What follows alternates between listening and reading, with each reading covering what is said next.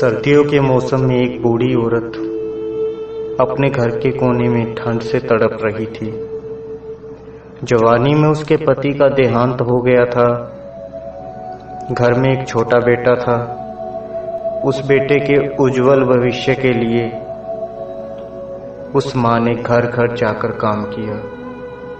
काम करते करते वो थक भी जाती थी, लेकिन फिर भी आराम नहीं करती। वो सोचती थी जिस दिन बेटा लायक हो जाएगा उस दिन आराम करूंगी।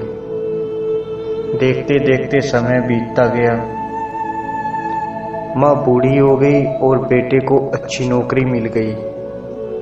कुछ समय के बाद बेटे की शादी कर दी और एक बच्चा हो गया। अब बूढ़ी माँ बहुत ही खुश थी क्योंकि बेटा लायक जो बन गया था। पर शायद ये खुशी कुछ पल के लिए ही थी, क्योंकि किस्मत को कुछ और ही मंजूर था। बेटे व बहू के पास माँ से बात करने तक का वक्त नहीं होता था। अगर कुछ बदलाव हुआ था माँ के जीवन में तो सिर्फ इतना हुआ था। पहले वो बाहर के लोगों के बर्तन व कपड़े धोती थी। आज अपने घर में बहू और बेटे के फिर भी खुश थी, क्योंकि औलाद उसकी थी।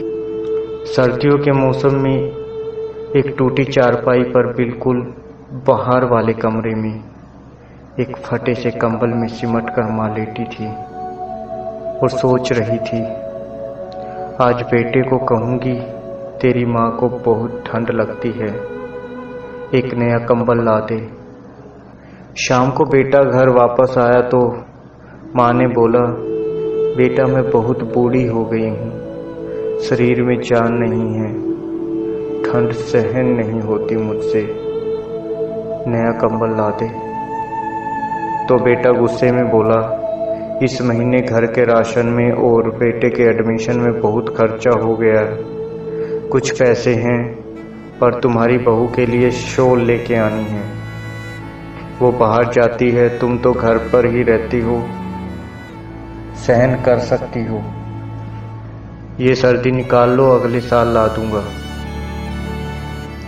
बेटे की बात सुनकर माँ चुपचाप सिमटकर कंबल में सो गई। अगली सुबह देखा तो माँ इस दुनिया से जा चुकी थी। सब रिश्तेदार पड़ोसी एकत्रित हुए। बेटे ने माँ की अंतिम यात्रा में कोई कमी नहीं छोड़ी थी। माँ की बहुत अच्छी अर्थी सजाई थी। बहुत महंगा शॉल माँ को उठाया था।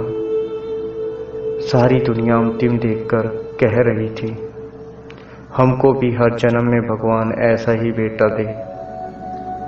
मगर उन लोगों को क्या पता था कि मरने के बाद भी एक माँ तड़प रही थी, सिर्फ एक कंबल के लिए, सिर्फ एक कंबल के लिए।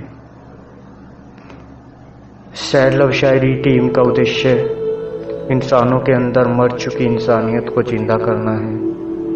अगर मेरी कहानी आपके दिल को छू गई हो तो प्लीज़ इसे अपने दोस्तों के साथ शेयर करें। हो सकता है ऐसी बहू बेटियां हमारे दोस्तों में ही हो जिन्हें इस वीडियो को देखने के बाद शायद एहसास हो जाए कि वो अपनी माँ के साथ गलत कर रहे हैं। अगर आपने हमारे चैनल को अभी तक सब्सक्राइब नहीं किया तो प्लीज़ कर लें। Thanks for watching.